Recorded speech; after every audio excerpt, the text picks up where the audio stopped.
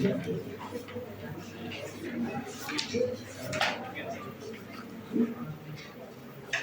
we talk about plant respiration, yeah, in general respiration in plants, there are certain basic things about respiration that we have to understand.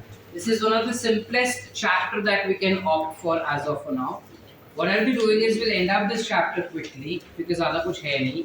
Let's say अगर आज पूरा lecture use होता है तो ठीक है, because इसमें खाली 3 cycles हमें पढ़ने हैं and anaerobic respiration is the only part that we have. And RQ value. So probably that might end a little earlier today. If we end early today, we'll try and solve few numericals of this chapter. Numericals meaning we'll try and solve some quiz sort of it. Okay? Sure. Let's begin with plant respiration firstly. When we talk about respiration in plants, both in plants and animals, respiration takes place in almost same pattern. Meaning, जो respiratory cycle है, जो respiratory process है, वो plants और animals में exactly same तरीके से होता है. Just that animals में वो थोड़ा और ज़्यादा complicated होगा. If I talk about humans have respiration taken place in 4 steps. Where you have breathing, you have external respiration, internal respiration, and then cellular respiration. So the part of cellular respiration is what we are studying over here with plant respiration. So whatever we study right now over here is exactly same thing that occurs in our body also, but थोड़ा सा इधर-उधर enzyme wise difference हो सकते हैं, ठीक है? बाकी सारा सब कुछ process exactly same होता है. Talking about prokaryotic cell and eukaryotic cells, even in both of us, whether it is prokaryotic cell or eukaryotic cell, the process still takes in almost similar manner. Are we clear? When you talk about respiration, we know that there are 2 types of respiration, which is what? Aerobic and anaerobic. So as of now, we are dealing up with aerobic respiration. Now when we talk about aerobic respiration, both in plants as well as in animals, for aerobic respiration we have something called as mitochondria as an organelle where you have aerobic respiration taken place. Alright? Part of the respiration takes place in mitochondria, whereas part of the respiration takes place in cytoplasm. So when we talk about respiration that takes place in cytoplasm, aerobic respiration that takes place in cytoplasm, so there are 2 things. There is one thing that takes place in cytoplasm, which is a process called as glycolysis. And there are 2 processes which will occur in mitochondria. The first one that we have is Krebs cycle, and the second one that we have is electron transport system.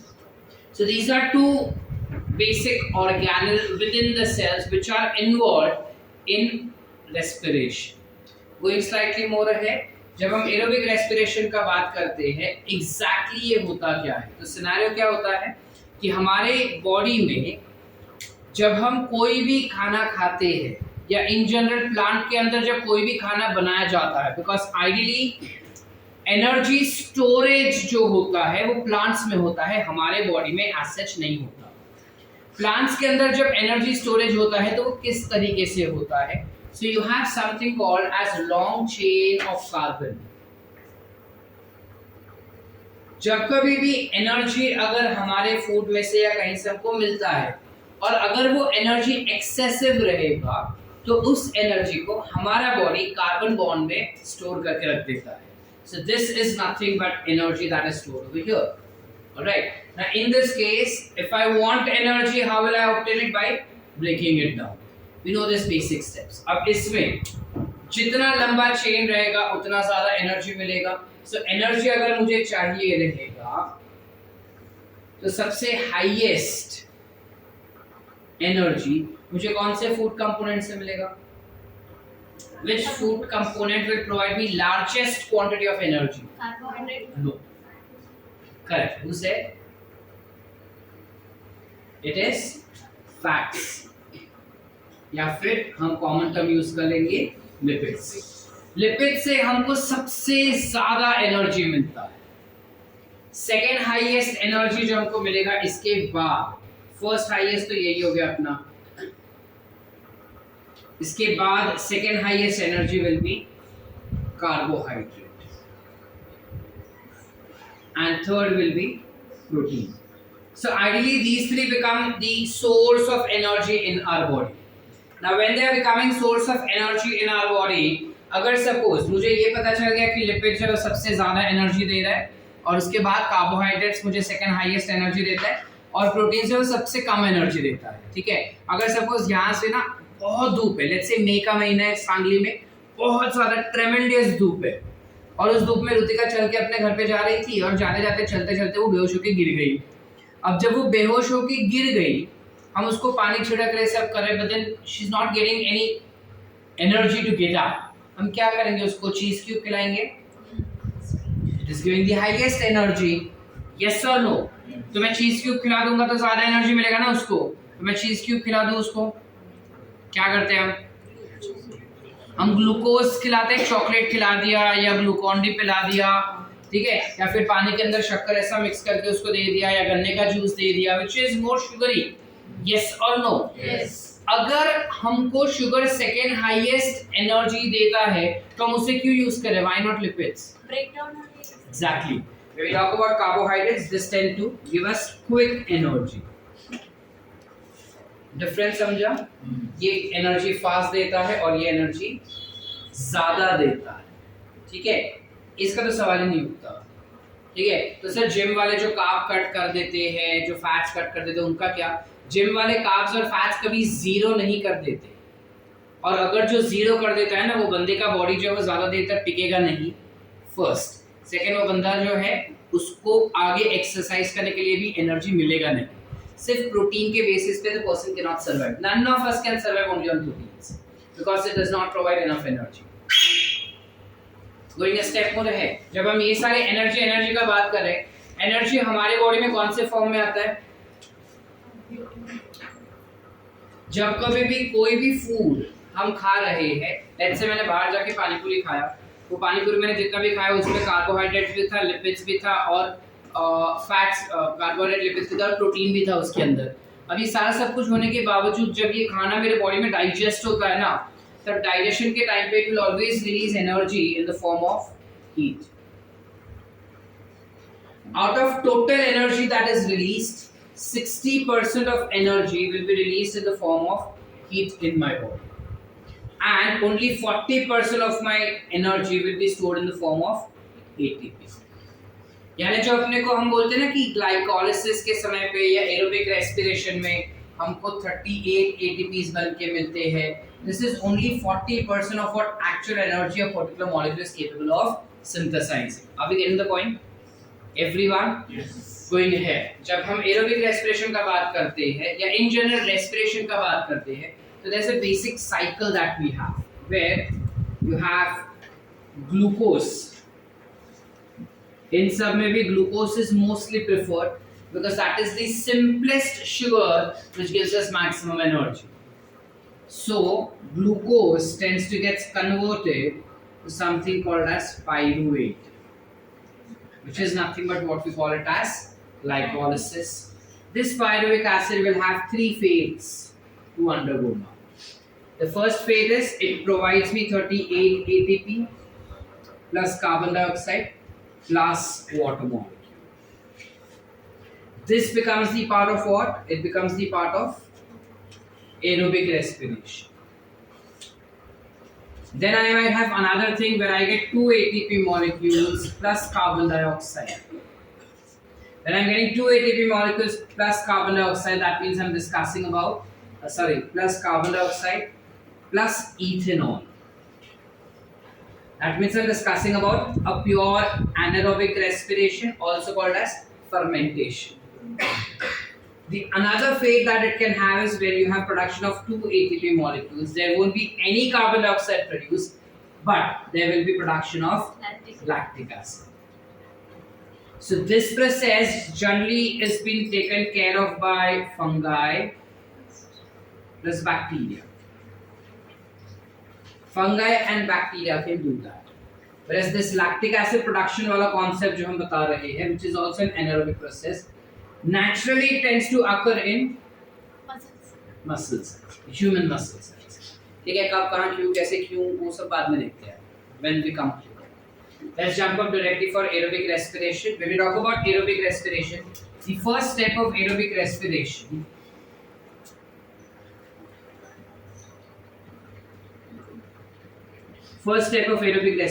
is glycolysis. When we talk about glycolysis, we know that in this particular case, पहले तो it occurs in cytoplasm, जो हमको पता है. इसके अलावा glycolysis was discovered by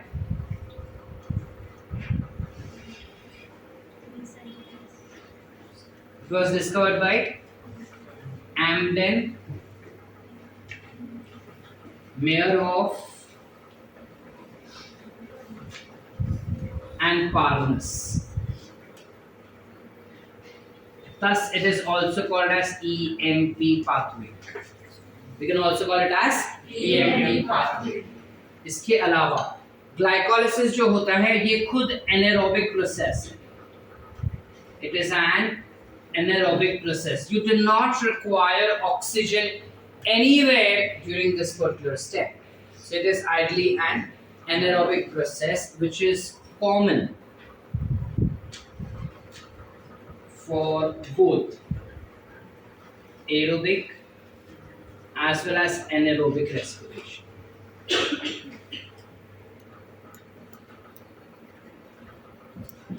aerobic as well as anaerobic respiration में ये चीज कॉमन रहेगा. इसके अलावा glycolysis can be divided into two parts. It can be divided into two parts. The first part that we have will be called as preparatory phase, whereas the second part that it has is called as oxidative या फिर payoff phase. Are we clear? Yes or no, beta? Yes. चले आगे. Let's begin with glycolysis directly. Glycolysis में क्या होगा? सबसे पहले you will have glucose, which tends to get oxidized. Which tends to get phosphorylated to form glucose 6-phosphate. So this reaction is a phosphorylation reaction which we know already. ठीक है. अब glucose आया कहाँ से सर प्लांट्स के पास? So glucose जो है वो आता है from something called as sucrose. Sucrose का जो ग्लूकोज होता है वो तो इसमें इन्वॉल्व हो ही जाता है, लेकिन उसके साथ साथ उसके अंदर जो फ्रक्टोज होता है, that fructose will directly go to fructose 6-phosphate formation. समझ पा रहे कि नहीं समझे? ग्लूकोज जो है वो ग्लूकोज 6-phosphate बन जाता है. ये बनने के लिए उसको फॉस्फेट ग्रुप चाहिए. ये फॉस्फेट ग्रुप कहाँ से आएगा? By breakdown of ATP molecule into ADP. We always make a diagram. अच्छा छोड़ो, अभी तुमको कोई फर्क नहीं पड़ता उस चीज का. यहाँ तक क्लियर है? तो ATP का एक फॉस्फेट जो है वो ग्लूकोज के 6th कार्बन पे चला जाएगा. Enzyme which is involved over here is hexokinase. Are we clear? Going a step more ahead, glucose 6-phosphate gets converted to fructose 6-phosphate. Fructose 6-phosphate जो हमको बन के मिला है, यानी यहाँ पे isomeric reactions हुआ है. So enzyme which brings about this reaction will be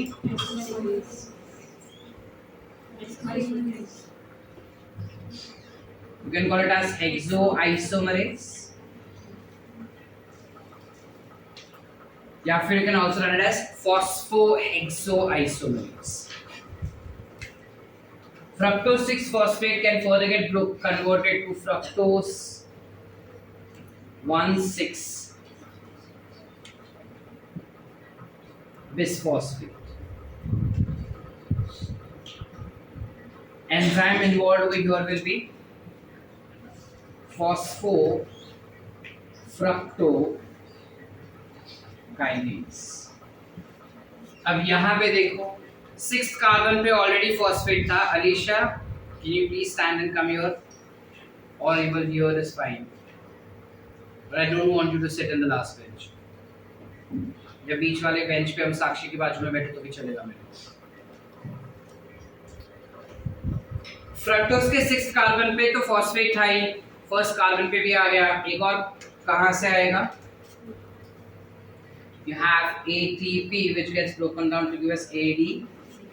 Are we clear? Now this fructose 1,6 biphosphate that we have tends to get broken down. ये 6 कार्बन का कंपाउंड जब वो टूट जाता है 3 के 2 कंपाउंड में, एक कंपाउंड है जिसका नाम है PgAl और दूसरा है, so this PgAl is nothing but 3-phosphoglyceraldehyde, or I can also write it as glyceraldehyde,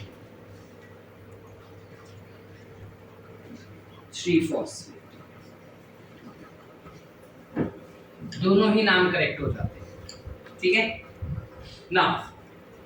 DHAP क्या हो जाएगा?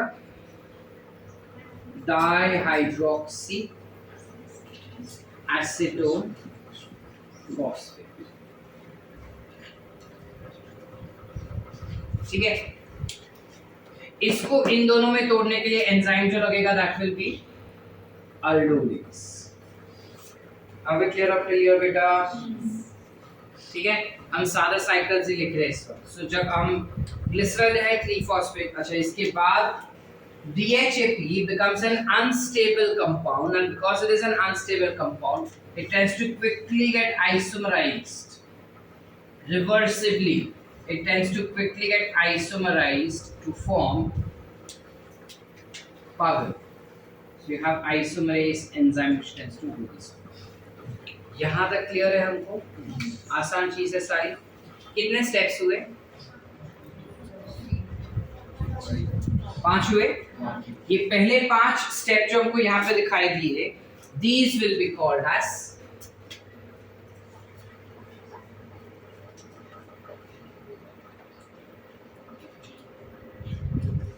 preparatory phase. You call this to be as preparatory phase. Any doubts? आगे चले। अब ये ग्लिसरॉल्डेहाइड 3-phosphate से मैं वहां पे लिख रहा हूँ, होना ये कंटिन्यूअसली नीचे चाहिए था, जगह नहीं मेरे पास, मैं वहां पे लिख रहा हूँ।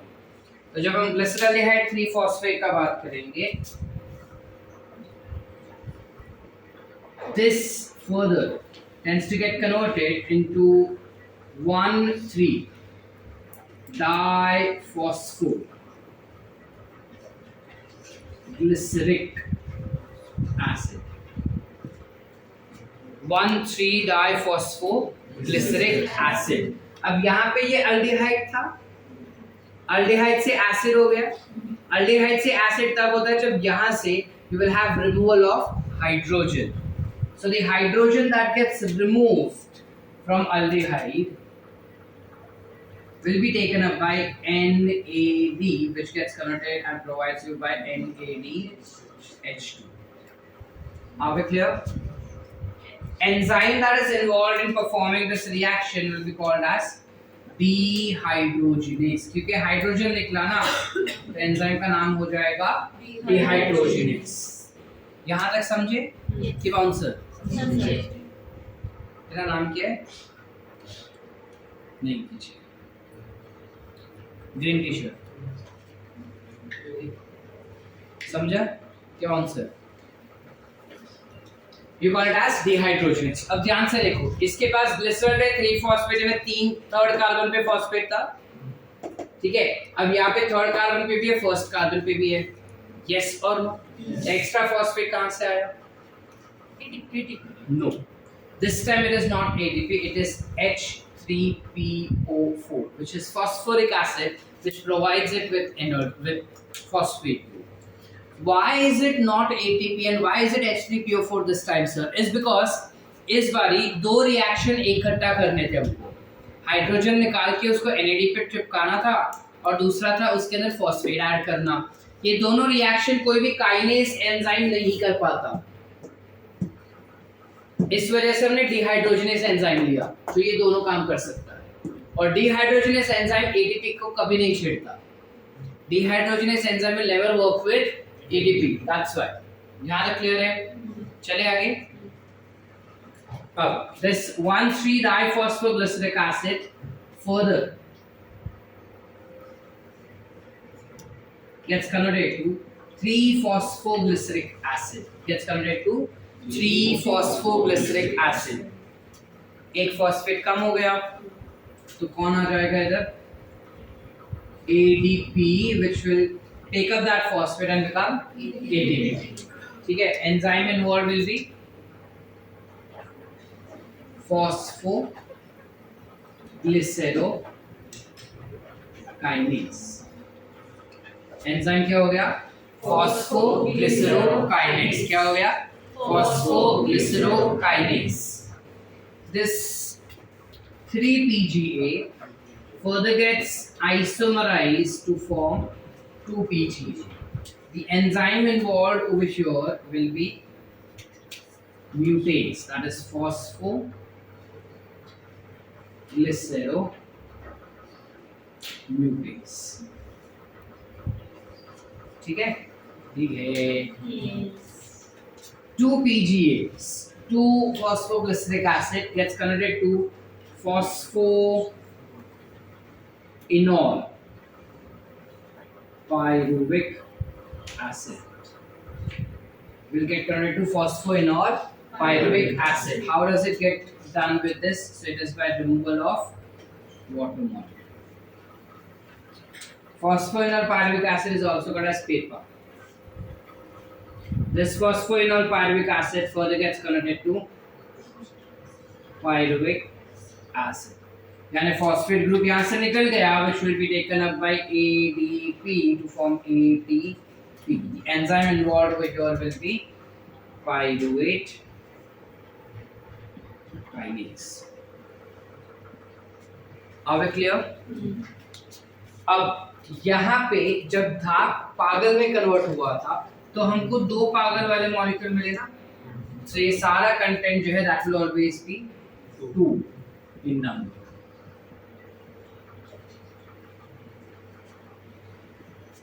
Are we clear? Yes or no बेटा? This becomes a glycolysis. Simple logic. ठीक है? तुम जब डिग्री में जाओगे तब तुमको सेम साइकिल वापस आने वाला है फर्स्ट ईयर में. Same, first and second year both, same to same. The only difference is that instead of writing it in letters fructose 6-phosphate, you will have to draw the diagram of how fructose 6-phosphate looks like. ठीक है? तुमको ring diagram आएगा. First year में तुमको straight chain आएगा. I guess straight chain तुमको शायद इसमें है, if I am not mistaken, chemistry में. Do you everyday in chemistry every या और केमिस्ट्री ने वही वाला, या तो उसमें का नहीं है तो डिग्री में फर्स्ट ईयर में और सेकंड ईयर में तुमको वापस से साइकिल आने वाला है. ठीक है? तुम्हारे जो भी फ्रेंड्स डिग्री में अभी गए हैं जिनका कॉलेज स्टार्ट नहीं हुआ उसका कोई फायदा नहीं, उसके जो सीनियर्स रहेंगे ना उनको एक बार पूछना, they still study this cycle. So make sure that you know this cycle very well so that तब हम इस कंटेंट को छोड़ के बाकी कुछ पढ़ सकें. यहाँ तक क्लियर है? वंस मोर और अंडरस्टूड? आसान है चीज है, बचपन से करते आ रहे हैं. ये साइकिल्स कितने लोगों को बाय हार्ट है? मतलब यूं ऐसा आप पूछो कहीं से भी हमको आता है. हाँ बेटा, एंजाइम्स बाकी सब आता है पूरा. एंटायर फ्लो इज नोन ना. इसमें ना हमको आइडियली नीट में कैसे क्वेश्चंस आते हैं कि दे डोंट आस्क यू कि भाई इसके बाद क्या बनता है, इसके बाद क्या, वो सब बचकू क्वेश्चंस हो गए now for NEET examiners. They are not asking you direct questions like okay 1,3 fructose 1,3 bisphosphate 1,6 bisphosphate टूट के क्या बनेगा. दे डोंट आस्क यू इसके बाद क्या बनेगा. They don't ask you. They would rather ask you how many dehydration reactions do we see over here, how many phosphorylation reaction do we see over here. So we need to know those content correctly. ये cycles हम बचपन में भी कर चुके हैं. We've done it in 11th standard, 12th standard when we were in. So this is not a big deal for us. हम ये कर सकते हैं खुद से भी. होमवर्क में हम क्या करें पता है? हम एटलीस्ट मंथ एंड तक, मतलब आज कौन सा डे हो गया?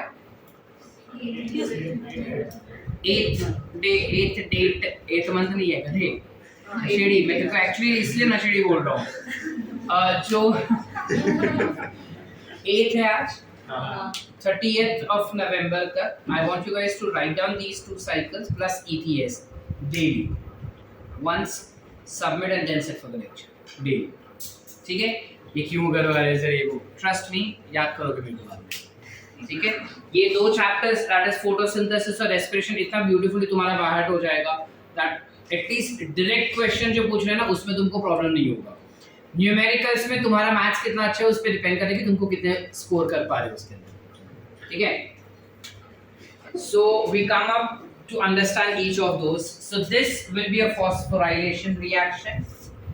कितने phosphorylation reactions है वो हम फिलहाल देख लेते हैं. ये एक phosphorylation reaction हुआ. Yes or no? Yes. This is again a phosphorylation reaction. This becomes a phosphorylation reaction. This also becomes a phosphorylation reaction. Yes or no? Yes or no? Yes. No. ADP से ADP बना है. ADP से ATP बना है. यहाँ से phosphate निकाल के यहाँ पे ये कंपोनेंट बना. Yes or no? हाँ. So this is not phosphorylation. This will rather be a dephosphorylation reaction. This will also be a dephosphorylation reaction. Are we clear? Yes. समझ पा रहे कि बाउंसर समझ पा रहे. श्रेया क्या डाउट है बेटा? क्लियर है यहाँ तक? How many isomeric reactions do we see? So ये एक isomeric reaction हो गया, ये दूसरा isomeric reaction हो गया, and this is the third isomeric reaction that we see. एक dehydration reaction हो जाएगा हमारे लिए. ठीक है? Yes or no? Yes. Hydrolytic reaction कौन सा हो जाएगा? So this will be hydrolytic enzyme reaction. Hydrolytic enzyme. Are we clear? Yes. Yes or no? दूसरा, which how many oxidation reaction will be occurring over here? One. One. This reaction is classified to be as oxidation reaction. Are we clear बेटा? Yes. This will be an oxidation reaction. और कुछ बचा है अपना? We are sorted. So if I have to list out in glycolysis how many phosphorylation? कितने phosphorylation reaction हुआ? 2. कितने dephosphorylation हुआ? 2. कितने dehydration हुए? 1. Is this color visible to the last bench? Dehydration कितना हुआ? 1. Isomeric reaction कितना हुआ? 3. Correct? Oxidation कितना हुआ? 1. And दूसरा हो गया hydrolytic. 1. I guess we are sorted there. Are we missing out? Hydraulic मतलब यानी पानी के मदद से कंपाउंड को तोड़ना. That is hydrolytic enzymes. Are we clear up till here, everyone? Everyone? Any doubts? ये कॉन्सेप्ट सिर्फ इसलिए ताकि अगर अपने को डायरेक्ट क्वेश्चंस आ जाए इसमें से तो हमको ये शॉर्टकट ट्रिक पता हो कि क्या कैसे. क्लियर है? हाँ. अच्छा, इसमें एक मिनट. हाँ बोलो. 2 कंपाउंड बनेगी तो 2 एटीपी रिलीज होगी. कहाँ पे? हाँ, तो वो करना बाकी है. एटीपी कैलकुलेशन किए नहीं अभी तक. This first 5 reactions of glycolysis, I'll give you time to write. पहले सुन लो. First 5 reactions of glycolysis are called as what? Preparatory phase. Second 5 reactions will be called as what? Oxidative. या फिर I can call it as pure phase. Are we clear? Yes or no बेटा? समझ पा रहे हैं? सबके सब? Any doubts up till here? अब इसका अगर मुझे देखना है कि नेट रिएक्शन क्या है, सबसे पहला क्वेश्चन, ठीक है, शुभांकर के अकल में ये चमक रहा है कि जब यहाँ पे तुम डायरेक्टली लिख ले कि ग्लूकोज से पाइरुवेट बनता है, एनारोबिक रिएक्शन के समय पे भी हम डायरेक्टली लिखते हैं कि ग्लूकोज से पाइरुवेट बनता है, तो जब ग्लूकोज से पाइरुवेट बन रहा है तो ये 10-10 स्टेप हमको काहे दे रहे? एक स्टेप में खत्म करो. Why are you giving us this long stages? Why do we have these long reactions to be present? हमें इतने सारे रिएक्शन एक कंपाउंड से दूसरे कंपाउंड तक पहुंचने के लिए 10 रिएक्शन का क्या जरूरत है? मैं डायरेक्ट ग्लूकोज को पायरुवेट में क्यों नहीं कन्वर्ट करता? क्यों इतने सारे इंटरमीडिएट्स बना रहा हूं? इसका रीजन ये है कि जब तुम इंटरमीडिएट्स बढ़ाते हो तो chances of release of energy ज्यादा बढ़ जाता है। समझ पा रहे कि नहीं समझ पा रहे? मतलब अगर मैं चाहता हूं कि लेट्स से अलीशा तक बात गलत ही पहुंचनी चाहिए, तो I will start Chinese whisper from your like this, yes और नो। लेकिन अगर मैं ऐसे चलाऊंगा उसको, क्योंकि मुझे पता है बीच में कोई ना कोई रूफ अप करेगा और इसके तक गलत बात पहुंचेगा ही पहुंचेगा, तो मजा ज्यादा आएगा ना चाइनीज विस्पर खेलने का। चाइनीज विस्पर पता है? रोहित भाई, मैं तेरे कान के अंदर कोई एक लाइन बोलूंगा, स्टेटमेंट, और वही स्टेटमेंट तुझे तेरे बाजू वाले के कान में बोलना, और वो उसके बाजू वाले के कान में, वो उसके बाजू वाले के कान में। वैसा जब चलता है उसे चाइनीज विस्पर कहते हैं, ठीक है? क्यों चाइनीज बोलते हैं? बिकॉज वो स्टेटमेंट चाइना जैसा है ना, फट से बिगड़ जाता है चाइना, ठीक है? सच में नहीं रे, वो डिस्कशन करने लगी क्या रे? सो सिनेरियो क्या होता है? If I want her to get the wrong answer only, I will ask it to go like this. But अगर वो मेरी फेवरेट स्टूडेंट है और मैं चाहता हूँ कि वो ना हारे और वो करेक्ट ही स्टेटमेंट देनी चाहिए, तो मैं क्या बोलूंगा कि नहीं हम ऐसे खेलेंगे। So I have only 1 2 3 4 in between.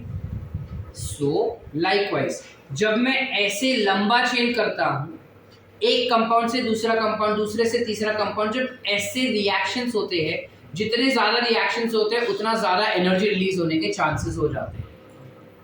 समझ पा रहे? जितने कम रिएक्शंस होंगे उतना एनर्जी कम रिलीज होगा, तो मुझे कम मिलेगा, बिकॉज ऑलरेडी जितना टोटल निकलता है उसका खाली 40% ही एनर्जी कंजर्व कर पा रहे ना, बाकी तो अपना एनर्जी हीट प्रोडक्शन में इन्वॉल्व हो जाता है। Are we clear? If you understand, that is the reason we have 10 reactions. लेकिन इन 10 रिएक्शन को मेरे को समरी करके एक ही रिएक्शन में या एक ही पॉइंट पे कंप्लीट करना है। So I write something called as net reaction. Net reaction में क्या दिखाया जाता है कि एक ग्लूकोज मॉलिक्यूल जो है वो कन्वर्ट हो जाता है to produce 2 pyruvic acid. Yes और नो? एक ग्लूकोज मॉलिक्यूल से मेरे को 2 पायरुविक एसिड मिल गए, जस्ट 2 पायरुविक। लेकिन इस ग्लूकोज के साथ साथ आई ऑल्सो यूज एडीपी। कितने? 2 एडीपी में यूज कर रहा हूं और 2 एनएडी का इस्तेमाल कर रहा हूं। समझ पा रहे हो कि ना? और इसका जब मैं आगे रिएक्शन देखता हूं तो इन 2 एनएडी और 2 एटीपी की वजह से मेरे को 2 एटीपी मिलते हैं प्लस 2 एनएडीएच2 मिलते हैं, plus I get 2 molecules of water. Are we clear? Yes और नो बेटा? कॉन्सेप्ट क्लियर है? This becomes the net reaction. इस बार जब तुम्हारे एग्जाम हुए थे, जब तुम्हारा टेस्ट हुआ था नीट का, तब एक क्वेश्चन था, What is the net gain of ATP during glycolysis? ठीक है, अब इसमें काफी ऑनलाइन में अगर तुम देखोगे ना तो काफी डाइसी चीजें आई थी। There were a lot of confusion. Some online tutors were saying कि नहीं 8 should be the correct answer because you get 8 ATPs from glycolysis. Some were saying कि नहीं 2 होने चाहिए because 2 is the correct answer. हमको net gain तो 2 ही मिलता है। कुछ बोलते हैं कि नहीं नेट गेन तो 8 ही मिलता है। आंसर फाइनली क्या दिया था तुमको? अलग ही लेवल 2 था आंसर। नशीब सबको सप्लाई कर रहा है क्या? क्या शिवांजलि?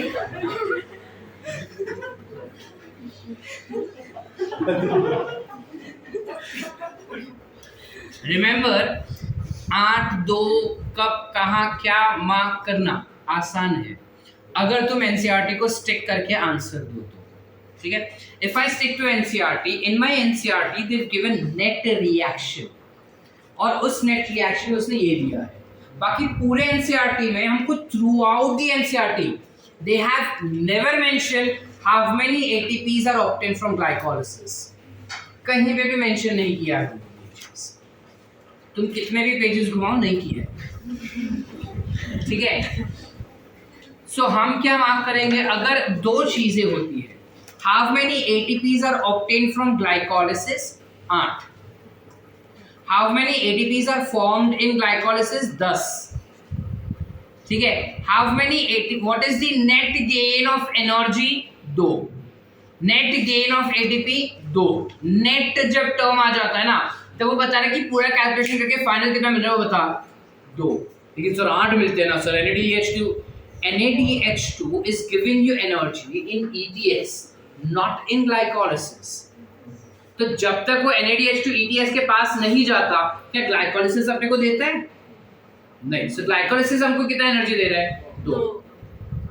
ठीक है, in all how many ATPs are formed if I remove the first 5 phase? मतलब प्रिपरेटरी फेज अगर मैं निकाल दूं तो मुझे कितना ATP बन के मिलता है? 10। सर हाँ, अगर मैं प्रिपरेटरी फेज हटा दूं मतलब वो बताना चाहता है कि तुम फ्रक्टोज 1,6 बाइफॉस्फेट से चालू करो। अगर मैं फ्रक्टोज 1,6 बाइफॉस्फेट से ATP गेन चालू कर रहा हूं तो उसने नेट गेन बोला क्या? उसने खाली बोला कि कितना ATP मिलता है, तो मुझे 10 मिलता है। इसके बाद इधर से मेरे को मिलेंगे और ये वाला ATP मिलेगा। What is the net gain of ATP if I remove this one? 4। Sir ये मैंने निकाल दिया तो बचे ये 2 ATPs। अब उसने क्या बोला कि ये हटा ही दो तुम प्रिपरेटरी फेज, यानी मुझे शुरू तो फ्रक्टोज से ही करना होगा ना। अगर फ्रक्टोज से ना भी करूं तो शुरू तो मुझे G3P से करना होगा। यस और नो? और G3P से अगर मैं शुरू करूं तो मुझे इधर 4 मिल रहे ATP, तो नेट गेन ऑफ ATP मेरा कितना हो गया? समझ पा रहे हैं कि कैसे एनालाइज करना है क्वेश्चन को? ना बोल रही है? बाकी सबको समझा? अलीशा के पीछे ऑप्शन है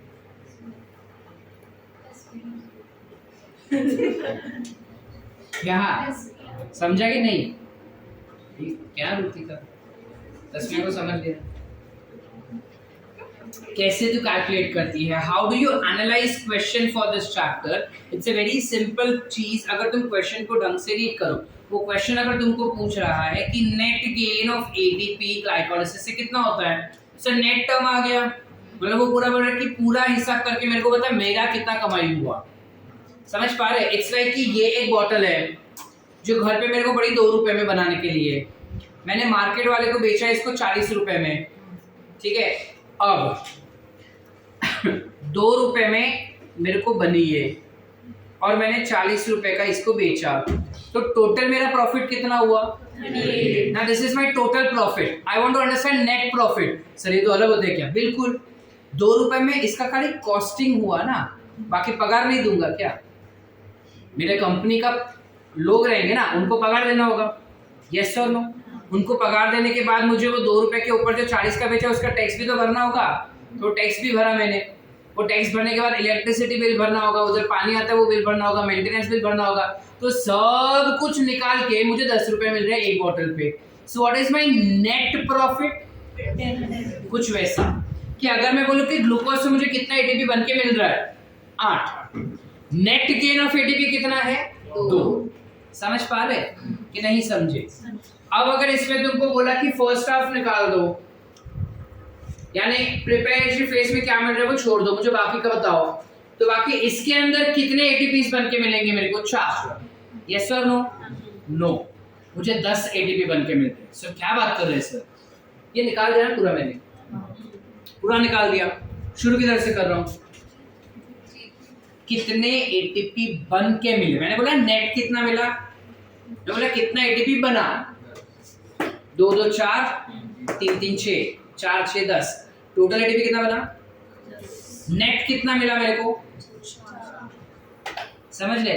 जब टर्म आता है नेट तब तुम इसी को फॉलो करोगे और तुमको आएगा भी नेट ही, बिकॉज अब एनपीएस सिर्फ एनसीईआरटी को ही फॉलो करता है, so it will not give you beyond that. ठीक है, कि इतना सारा कैलकुलेशन मैंने इसलिए दिया ताकि जब तुम दूसरे रेफरेंस बुक्स को सॉल्व करो तो तुमको करेक्ट आंसर मिल सके। ठीक है, most of the time your answers will always fluctuate between 8 and 2।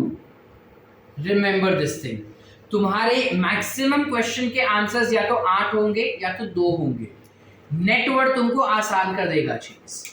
कभी कभार तुमको 10 भी आंसर आ जाता है। अब जब 10 वाले क्वेश्चन फ्रेम किए जाएंगे वो ऐसे फ्रेम किए जाएंगे कि ये तो हटा ही देंगे उन लोग। जब क्वेश्चन में बोल ही रहे कि ये तो हटा के तुमको करना है, तो वो डायरेक्टली भी नहीं बोलेगा, वो घुमा के तुमको बोलेगा. So your work will there be to understand what the question is asking. जब तुमको इस टाइप के टेक्निकल क्वेश्चंस पूछे जाते हैं, उसको उत्साहित होके मार्क नहीं करना.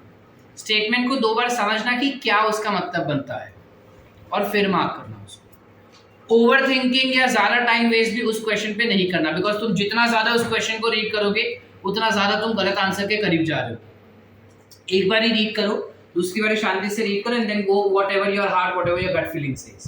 तुमको ऐसा अंदर से आ रहा है जय माता दी बी, तो बी मार्क कर देना. फिर उसके बारे में वापस से आके मैं देखूं कि सच में भी है या नहीं. वो सच में भी होता है, तुम गलत मार्क करके आते हो फिर बाद में.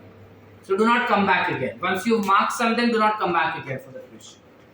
Understood? Yes or no? कुछ लिखना है बोर्ड से? बड़ा अच्छा. Do I have to give you energy calculation in this, or it is understood? Give मतलब अभी जो इतना सब स्टेटमेंट बोला वो नहीं गिव करने वाला है मैं. Energy calculation give is nothing but during glycolysis, इधर लिख रहा हूँ मैं कि ग्लाइकोलिसिस के दौरान हमको 2 NADH2 बन के मिलता है, जिसमें एक NADH2 मुझे 3 ATP देता है, तो 2 मुझे देगा 6. सो मुझे 6 ATP मिल रहे हैं. और पूरे ग्लाइकोलिसिस के दौरान ATPs कितने बन रहे हैं? 4 ATP बन रहे हैं. 2 बार ही बना, लेकिन 2 times, that becomes 4 ATP. तो टोटल मिल गया मेरे को कितना? 10 ATPs. Now out of this 10 ATPs, I will minus 2 ATP because there are 2 ATP which are utilized. So my total ATP formed during glycolysis becomes 8. आसान, बस ये देने वाला. मुझे क्या लगा स्टेटमेंट दे रहा है. और नेट ATP 2 ATP लिखा है इधर. Net reaction 2 ATP forms 2 ATP. जब नेट दिया होता है ATS टाइप यूज ETS का ATP नहीं, अगर ETS का उसे चाहिए रहेगा ना, तो वो स्पेसिफाई करेगा कहीं ना कहीं. वो कैसे स्पेसिफाई करेगा?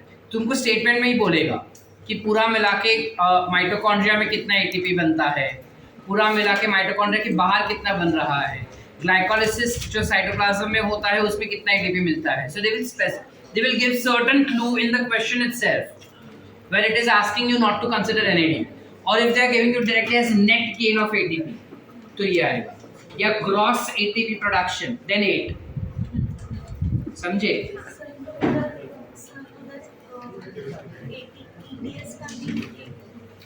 ETS का भी हमने काउंट किया ना. हाँ, क्योंकि मैंने टोटल बोला है, मैंने नेट इधर लिख दिया ना हम बेटा, तो यहाँ पे मैंने टोटल बता दिया. ठीक है अंजलि, सब रिकॉर्ड हो जाएगा.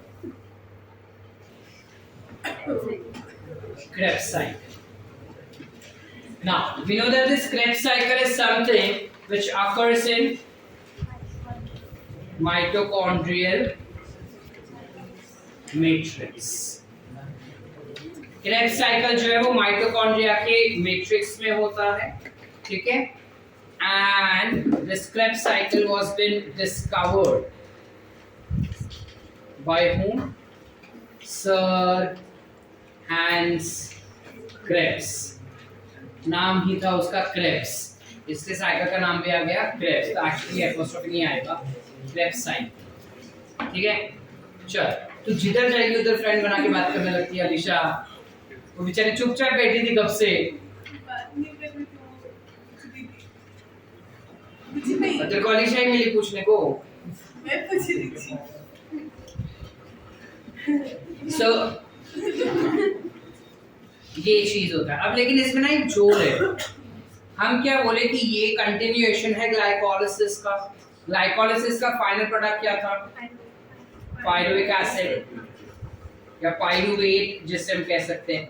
ये पायरुवेट ना it cannot enter inner membrane. अब मैं तुमको फिलहाल एक्चुअल कॉन्सेप्ट बता रहा हूँ, फिर तुमको ये भी बता दूंगा कि एनसीईआरटी क्या बोल रहा है. ये पायरुविक एसिड जो होता है वो माइटोकॉन्ड्रिया के पास 2 मेम्ब्रेन होते हैं, याद है? कुछ ऐसा. तो बाहर वाले मेम्ब्रेन से तो वो घुस जाता है because that is freely permeable. लेकिन ये वाला मेम्ब्रेन ना सेमी परमिएबल होता है. सेमी परमेबल होने के वजह से इसमें से ये पायरुविक एसिड जा ही नहीं पाता। अब जब इसमें से पायरुविक एसिड नहीं जा पाएगा तो उसे कुछ ना कुछ कन्वर्जन दिखाना होगा ना, it will have to get itself converted into something. How will it get converted? So the reaction that we are understanding right now is classified as connecting reaction, या फिर you call it as link reaction, या फिर you also call it link reaction, or you also call this particular reaction as reductive oxidation. ठीक है, sorry, reductive decarboxylation.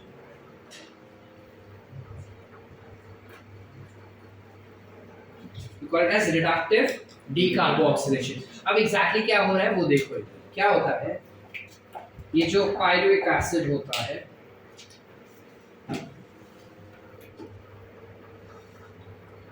this pyruvic acid that we have, it tends to convert itself into acetyl coenzyme A.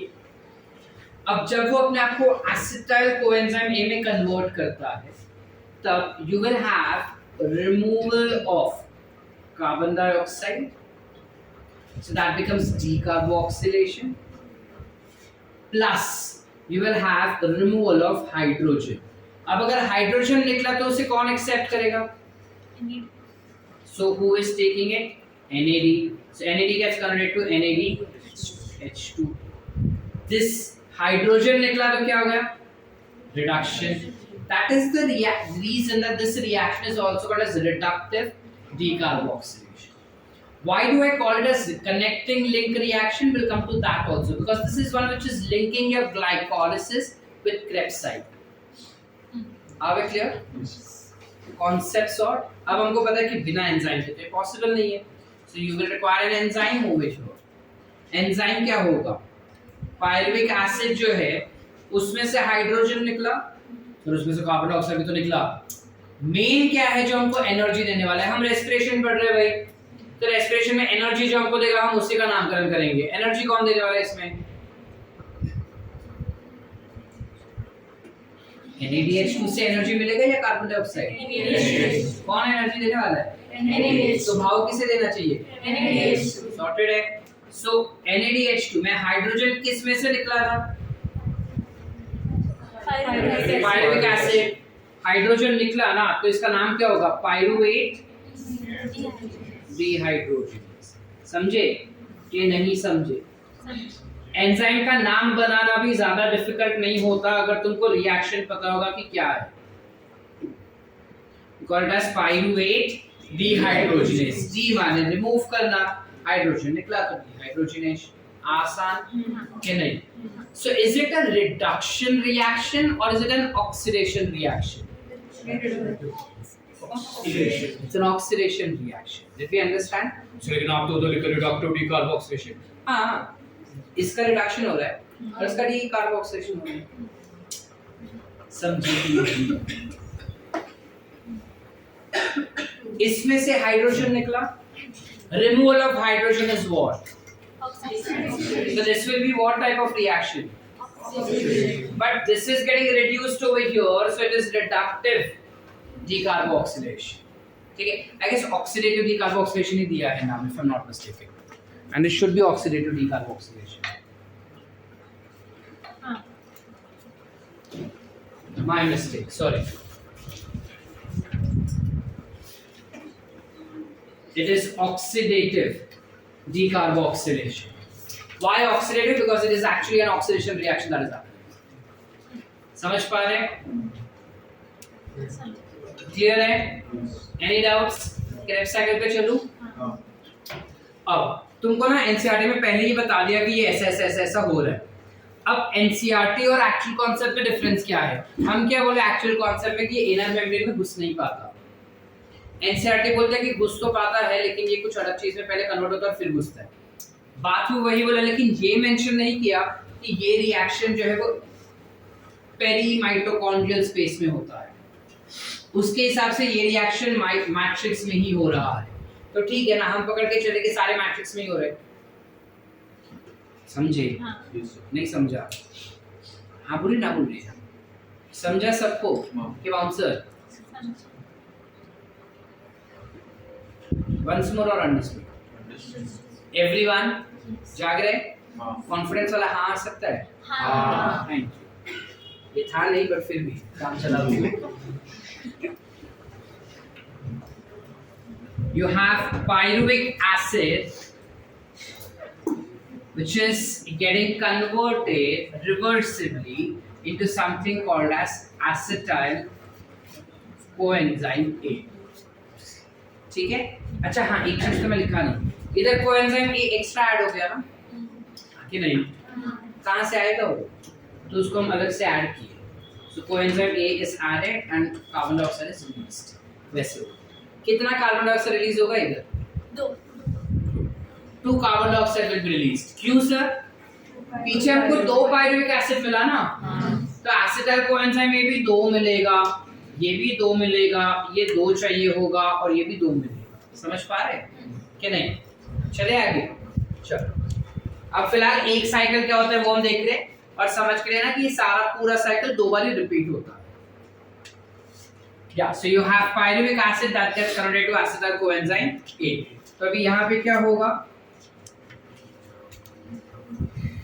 You will have coenzyme A which gets added. You have carbon dioxide which is getting released, as well as hydrogen is released which is accepted by NAD to form NADH2. To form NADH2. अब clear बेटा? समझ पा रहे? अब इसके लिए enzyme चाहिए। Enzyme का नाम बोलो। Pyruvate dehydrogenase. आसान? Everyone?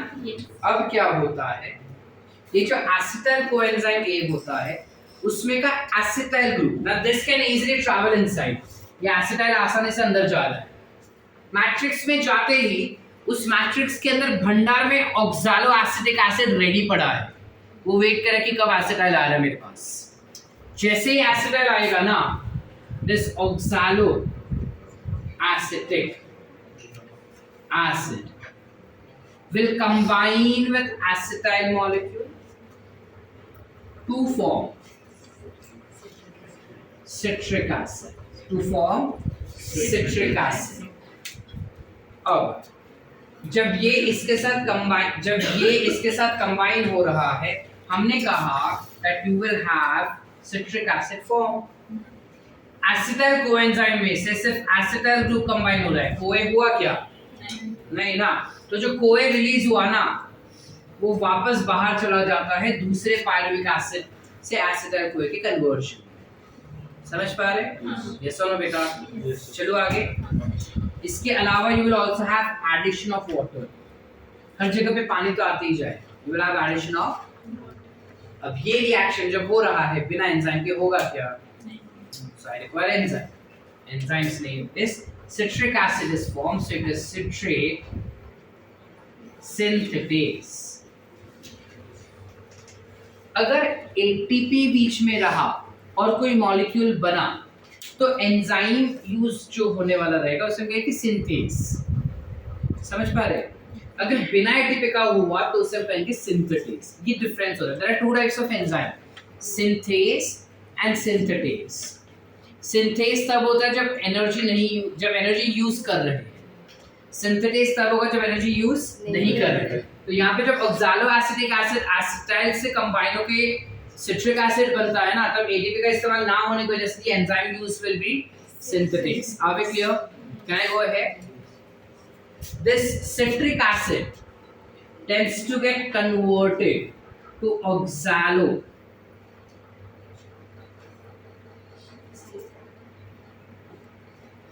succinate. Sorry, isocitrate. It gets converted to isocitrate. That is isocitric acid. लेकिन जब citric acid को isocitrate बनना रहेगा तो वो डायरेक्टली नहीं बन पाता। जो एंजाइम से कन्वर्ट कर रहा है वो बीच में एक अनस्टेबल कंपाउंड बनाता है जिसे कहते हैं अकॉर्निटेट या aconitic acid, whatever you remember it as, aconitate या फिर अकॉर्निटिक एसिड। कौन सा वाला अकॉर्निटिक? इट इज सिस अकॉर्निटिक, ठीक है, it will be a cis aconitate. So citric acid पहले कन्वर्ट होगा सिस अकॉर्निटेट में, और सिस अकॉर्निटेट के बाद वो आइसोसिट्रेट बनेगा। ऐसा क्यों सर? इसमें भी एक है मस्त। पहले जब सिट्रिक एसिड बनता है, सिट्रिक एसिड पता है किस में से मिलता है अपने को? नींबू में से। अब नींबू जैसे ही बना, सिट्रिक एसिड बना, तो रोना धोना चालू हो गया, आंखों में से बहुत पानी आने लगा, ये बहुत रोने लगा कि मेरे को आइसोसिट्रेट बनना ही है। तो जब वो बहुत रोने लगा तो रोते रोते इतना पानी निकल गया उसके बॉडी से कि वो सिस अकॉर्निटेट बन गया। फिर लोग बोले ये तो एकदम बदला बदला सा लग रहा है, तो उसको वापस लोगों ने पानी देना शुरू किया। अब जब बनाना, तब उसे जो बनना था वही बना, आइसोसिट्रेट, पुनर्जन्म। समझ पा रहे? और ये सब पुनर्जन्म करने वाले लोगों का नाम क्या है? ये सारा पुनर्जन्म वाला कांड लोगों करने वाले का नाम है अकॉर्निटेस। क्या नाम है? अकॉर्निटेस। Aconitase is the enzyme that is responsible for conversion of citric acid into cis-aconitate, which is an unstable compound. This unstable compound immediately will accept the water and turn into citric acid only, but अब जब टूट के बना है तो पहला जैसा कभी नहीं होगा। समझ पा रहे कि नहीं समझे? Yes or no? Yes. Actually और भी अच्छा एग्जांपल यूज कर सकता था, पर छोड़ो, अभी हो गया। शुभांकर बोल दूं? बाद में कैमरा बंद करके बात करते हैं। चलो याद है कि पॉज करते हैं। किसी निर्लज्ज डिमांड से ऐसा करना। चलो लेट्स बिगिन अहेड। ये आइसोसिट्रेट जो रहेगा, this will get converted into oxalosuccinate, meaning it gets converted to oxalosuccinic acid। क्या बनेगा? oxalosuccinic acid। अब जब वो बन रहा है oxalosuccinic acid, तब हाइड्रोजन रिलीज होता है। ये रिलीज हाइड्रोजन कौन एक्सेप्ट करेगा बताओ? तो क्या बन जाएगा? अच्छा, आइसोसिट्रिक एसिड से हाइड्रोजन निकला है ना, तो एंजाइम कौन सा यूज करेंगे हम? Very good, isocitrate dehydrogenase. समझ पाए? हाँ कि नहीं? क्लियर है? यस और नो बेटा? ऑक्सैलोसक्सिनेट जो हमको यहाँ पे मिला है will get converted to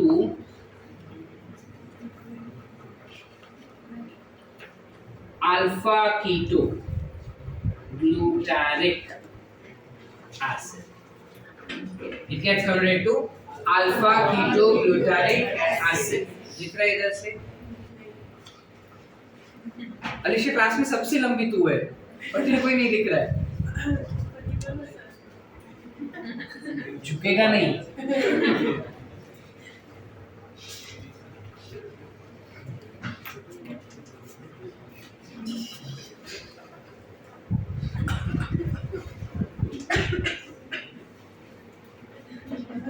Oxalosuccinate gets converted to alpha keto glutaric acid.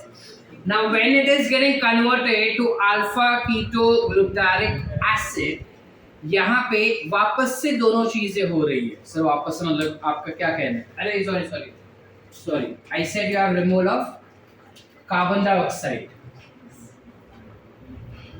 है ना? अच्छा, किस में से निकला कार्बन डाइऑक्साइड? और अगर कार्बन डाइऑक्साइड निकला तो इस रिएक्शन को क्या कह देंगे हम? डीकार्बोक्सिलेशन। तो एंजाइम का नाम क्या होगा? डीकार्बोक्सिलेशन। पूरा नाम बताओ? ऑक्सैलोसक्सिनेट डीकार्बोक्सिलेज। मुझे रटना ही नहीं पड़ा, मुझे रिएक्शन याद रह गया, आगे का सब मैंने खुद ही याद रख लिया। ठीक है, चलो आगे चले। Alpha ketoglutaric acid further gets converted to succinyl coenzyme A. It gets converted to succinyl coenzyme A. Now, while it is getting converted to succinyl coenzyme A, history repeats itself. You have removal of carbon dioxide, addition of coenzyme A. There is removal of hydrogen, which will be accepted by NAD to form NADH. किसी के साथ similar हुआ? हाँ, किसके साथ? है ना? Same same. तो ये क्वेश्चन भी फ्रेम किया जाता है. Which two enzyme performs same reaction? अच्छा, इस एंजाइम का नाम बताओ.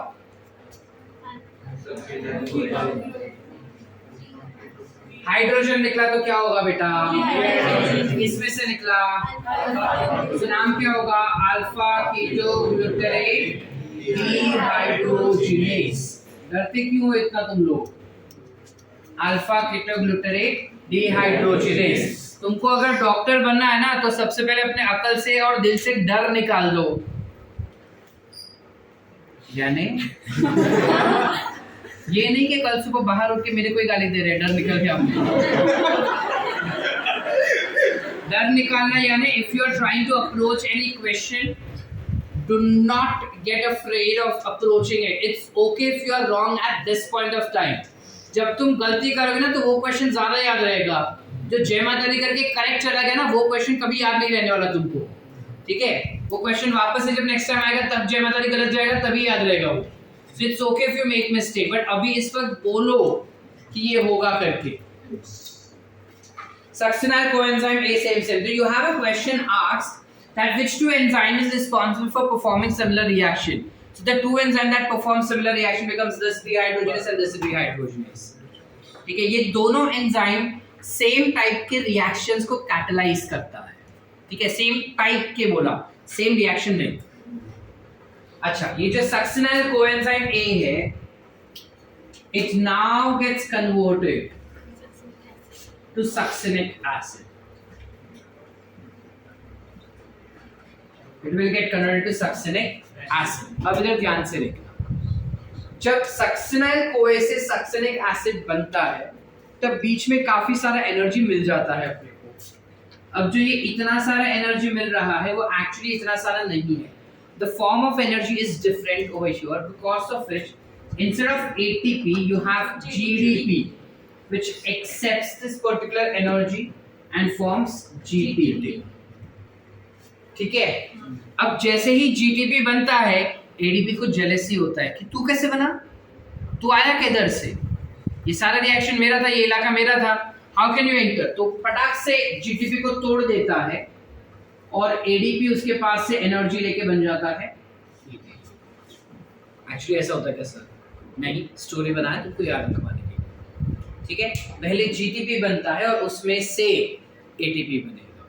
समझे कि कौन सर? पक्का आवाज. हाँ.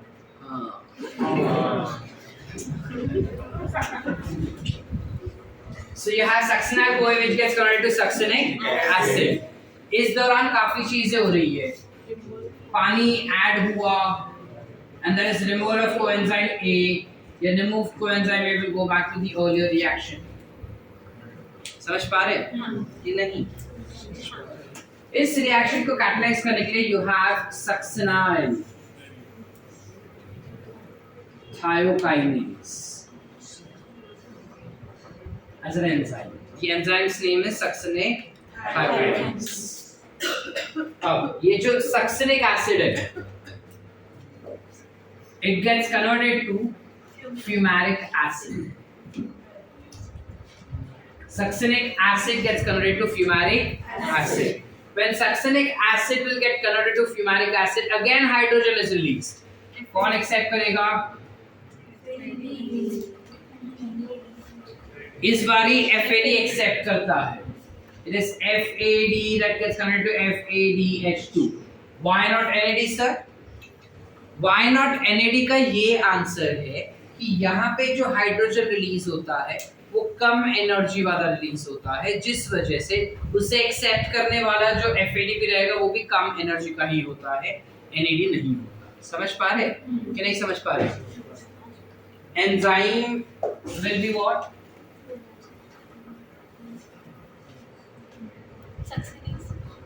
सक्सिनेट। करेक्ट है, जोर से बोलो। हाँ बॉयज, हमको भी पार्टिसिपेट करना है। खाना नहीं बन रहा है कि खाली गर्ल्स पार्टिसिपेट करें।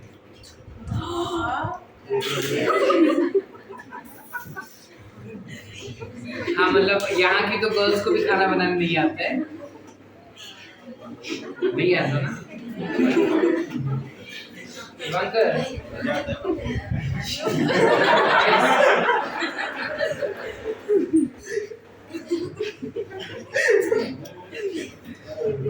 रिकॉर्डिंग है यार। चलो चल लेट्स गो अहेड। लेकिन दिमाग में मैंने बोल दिया ना 3-4 चीज तेरे को, मुझे सुना नहीं दिया। तू गलत लोगों का चीज सुन रहा है।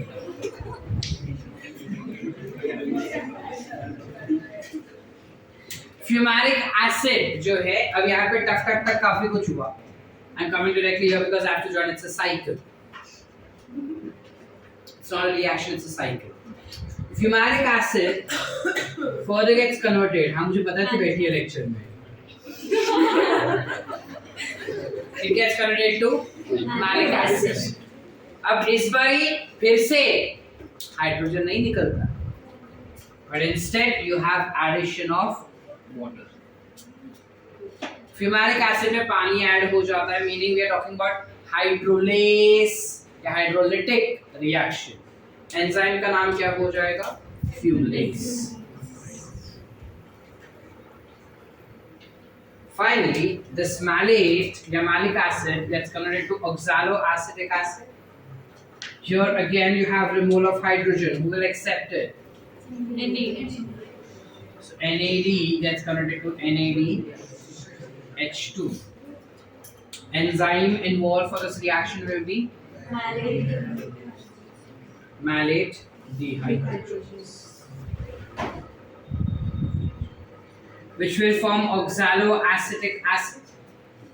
Oxaloacetic acid will combine with acetyl molecule to form citric acid. Citric acid जब बनेगा तब citrate synthase enzyme का इस्तेमाल किया जाएगा, and the process will again continue round and round.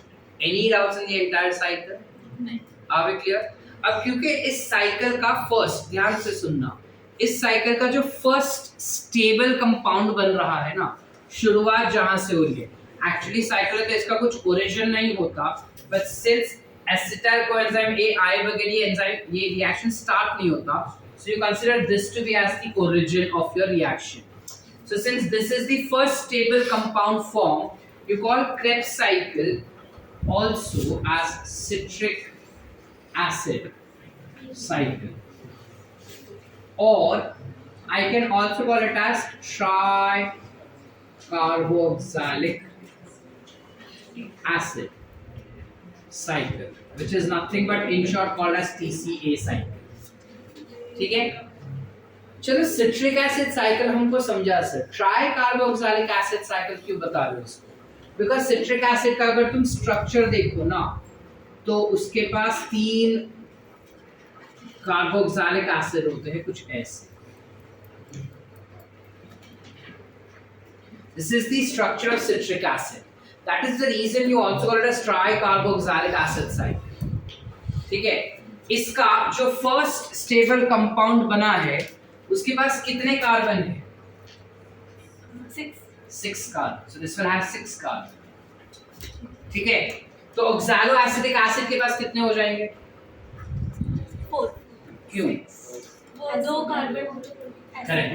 Acetyl will have 2 carbon. कैसे पता सर आपको कि इसके पास 2 होते हैं? मुझे ये पता है कि पायरुविक एसिड के पास 3 होते हैं, जिसमें से एक कार्बन निकल गया तो 2 कार्बन इसके पास बचा, वो मुझे पता है। इसके पास 6 है, वो मुझे पता है, तो बाय डिफॉल्ट इसके पास कितने हो गए? 4 हुए ना।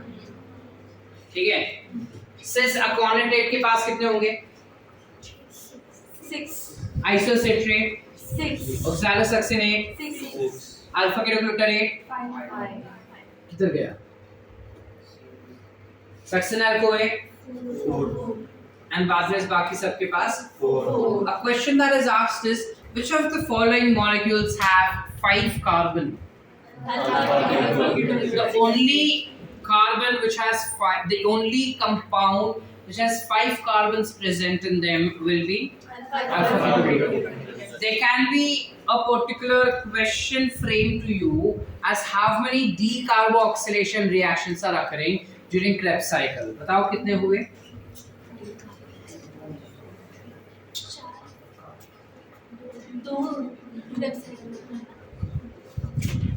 एक इधर हुआ, एक इधर हुआ और एक, टोटल कितने हुए? सर लेकिन आपने तो बोला ना कि वो कनेक्टिंग लिंक रिएक्शन है क्रेब्स साइकिल उसमें। हाँ वो मैंने एक्चुअल कॉन्सेप्ट बताया ना, एनसीईआरटी तो वो चीज नहीं बता रहा। एनसीईआरटी तो बोल रहा है कि ये भी मैट्रिक्स में ही होता है और क्रेब्स साइकिल का ही पार्ट है, तो पकड़ के चल रहे हैं ना कि वो क्रेब्स साइकिल का ही पार्ट है। समझे? चले आगे।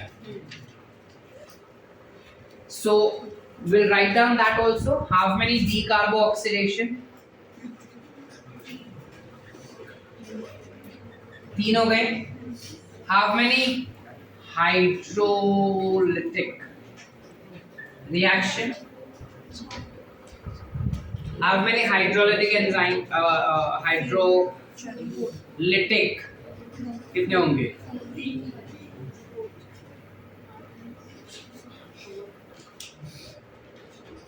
सर आपने हाइड्रोजन 4 जगह पे लगाए, आप 1 कैसे लिख रहे हो? मैंने कहा hydrolytic, I never say hydration. समझे? यहां पे लिसिस हो रहा है। अगर मैं बोलूं हाउ मेनी हाइड्रेशन तो answer 4 would have been a correct answer. समझे? कि बाउंसर नहीं समझा? पानी कितनी बारी ऐड किया इज हाइड्रेशन। समझ पा रहे? पानी के एडिशन की वजह से केमिकल टूटा कितना? एक। चले आगे। How many phosphorylation? Any phosphorylation? Any phosphorylation? किधर? रियली?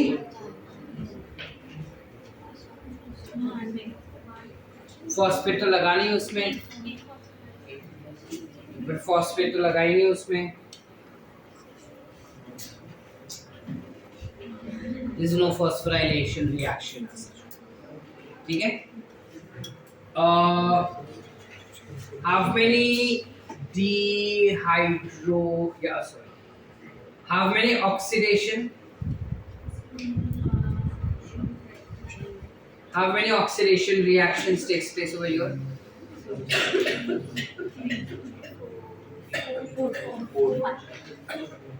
1, 2, 3, 4, 5। कितने हो गए? आसान? यस और नो? बाकी कुछ बचा है अपने पास अभी और? No, that's it I guess. Are we sorted? Everyone? Yes or no? Yes or no? Yes. How many ligation reaction?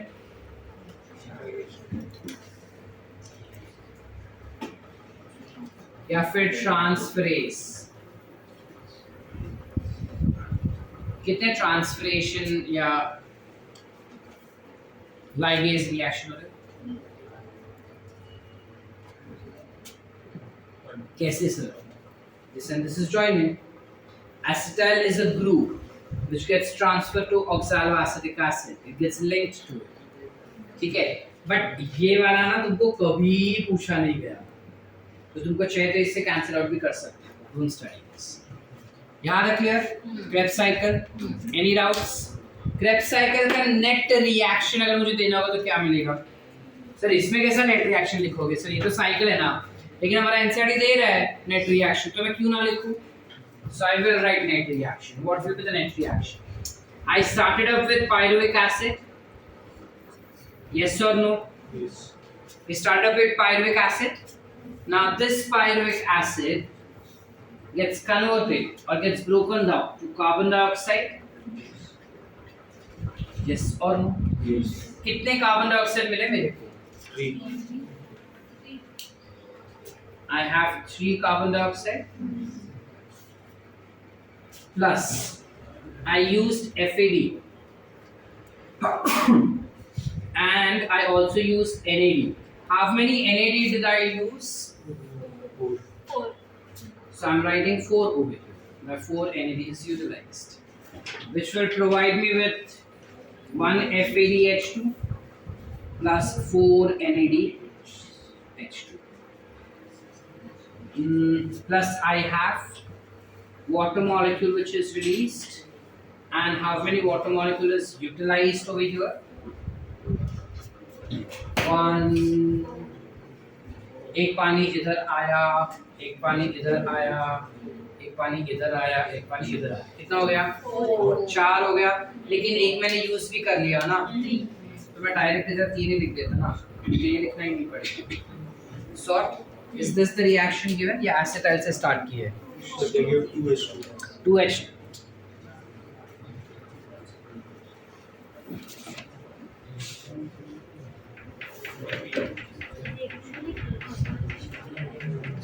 हाँ, सर इधर लिखा है ना late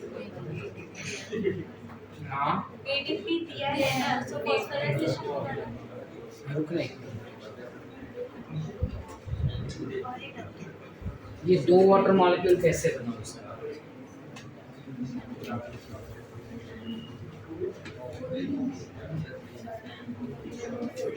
Sure, I'll come back to Y2 in a while. Plus you have ADP which gets converted to ATP. You might consider this as phosphorylation reaction for now. ठीक है? Clear है?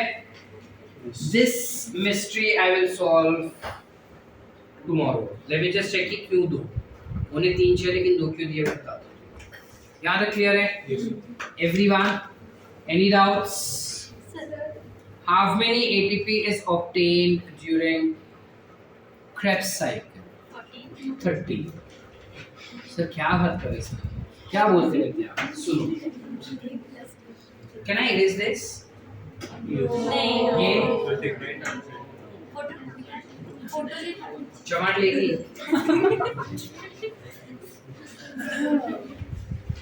इधर लिख देता हूँ.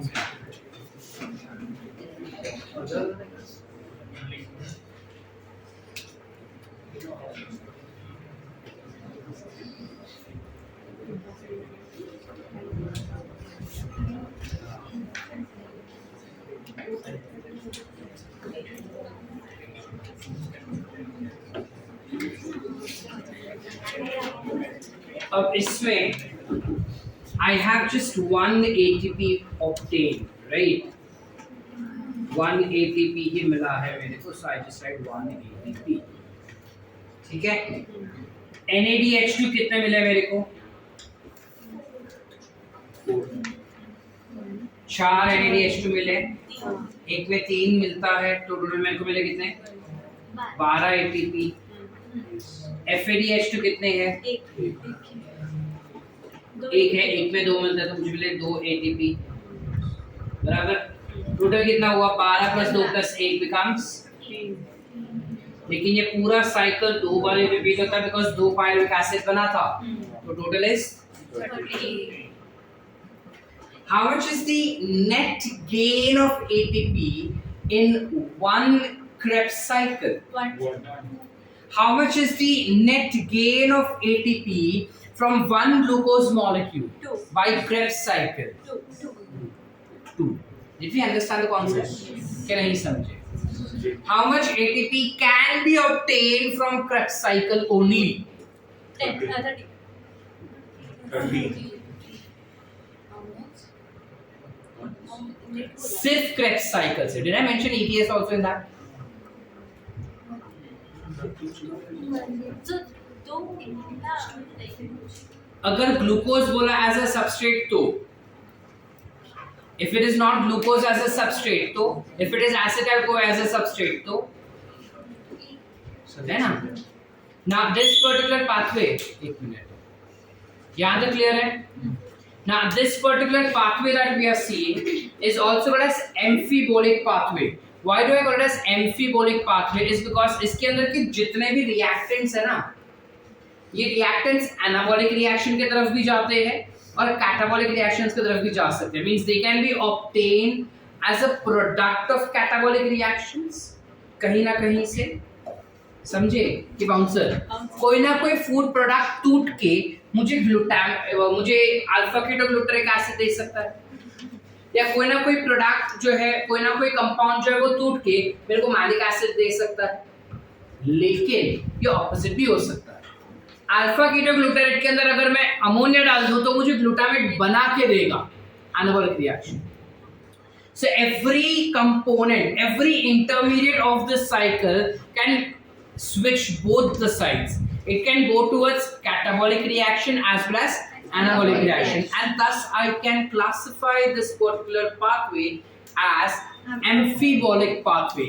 Amphibolic माने दोनों तरफ जाने वाला, catabolic as well as anabolic. Are we clear up till here?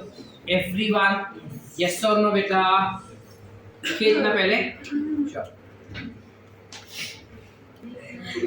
This reaction that you'll see over here is also called as, I forgot to mention it, that it is called as substrate level phosphorylation.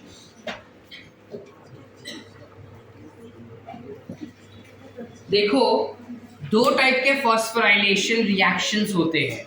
एक होता है oxidative phosphorylation, एक होता है substrate level phosphorylation. Substrate level phosphorylation तब माना जाएगा जब एक एंजाइमेटिक सबस्ट्रेट दूसरे एंजाइमेटिक सबस्ट्रेट में कन्वर्ट होता है और उस दौरान एटीपी बन रहा है. समझ पा रहे कि नहीं समझे? जब एक सबस्ट्रेट दूसरे सबस्ट्रेट में कन्वर्ट हुआ और उसके बीच में एटीपी बना तो that is substrate level phosphorylation. दूसरा होता है ऑक्सीडेटिव फॉस्फोराइलेशन, जिसमें इलेक्ट्रॉन्स जब ट्रांसफर होता है तब वो एनर्जी रिलीज किया जाता है which stores in the form of ATP and that will be oxidative phosphorylation. समझे कि नहीं समझे? So तुम्हारे ETS will be oxidative phosphorylation. Also your photosynthesis will have oxidative phosphorylation there as well. Cyclic and non-cyclic. Are we clear?